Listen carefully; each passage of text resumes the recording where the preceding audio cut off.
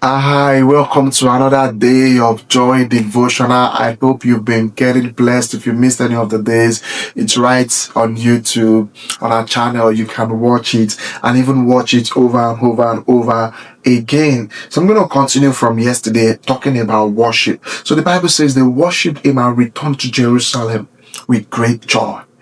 There is the worship. Now, sometimes it may feel like there is no need to worship God.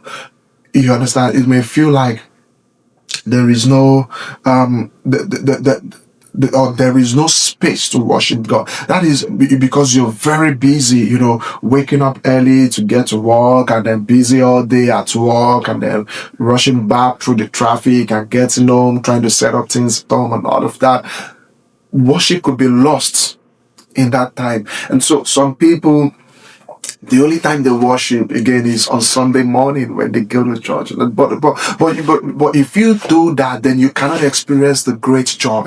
The great joy, that level of joy is when you are in His presence. Because the Bible says in His presence is the fullness of joy. So to experience that great joy, it has to be in His presence. And worship basically means in His presence. The Bible says the 24 elders, they're worshiping Him, casting down the golden crowns, the four living creatures round about the throne, they keep worshiping. It is basically remaining in His presence and beholding His beauty, remaining in His presence. And how do you remain in His presence again? By consciously carrying Him everywhere you go, like, oh, the Lord is with me, having that consciousness. See, by the time you have the consciousness, it comes with some sort of confidence.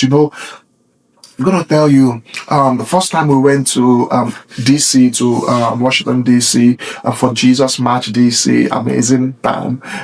I remember the night before I left the team, where we, were staying, and I went to pray. So I went on a prayer walk for hours, and I kept praying and praying. And this was the first time, right, of going to DC to have the Jesus March next day. And, I kept praying. I just had to pray because so many unknowns, right? Even though we know, some things, that we do not know some things as well.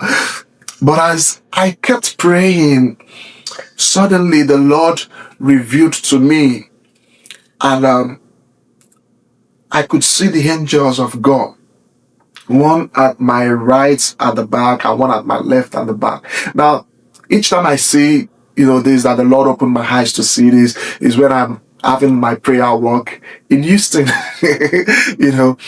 the first time was when I was, praying like in the dead of the night, and at some point I was afraid, I was afraid, but I kept praying because the Lord has, inspired in my heart to keep praying, to pray around the block. And I was, like, oh, there could be danger and all of that. And the Lord said, oh, look at your back. And I could see them, I'm like, oh, as soon as I saw that, I discovered I wasn't alone. That nothing could happen to me. I got more confident and I was praying. And so when I got to DC and I was praying again in the night, and, and all of that.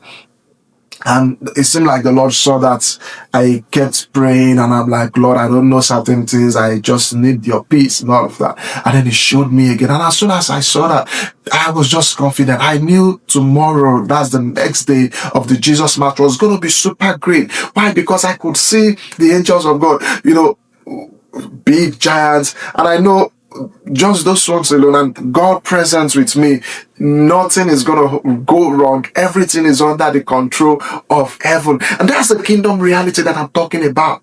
Now, you don't just get that in 2 minutes of worship or even 20 minutes and say, oh, I've just done this 20 minutes and then I'm going to come the next week, 7 days after, to do another 20 minutes. No, this is something that you eat that light, you eat that reality, staying and dwelling in the presence of God, and that is your worship. God bless you, and I'll see you soon. No, God bless you, and I'll see you tomorrow.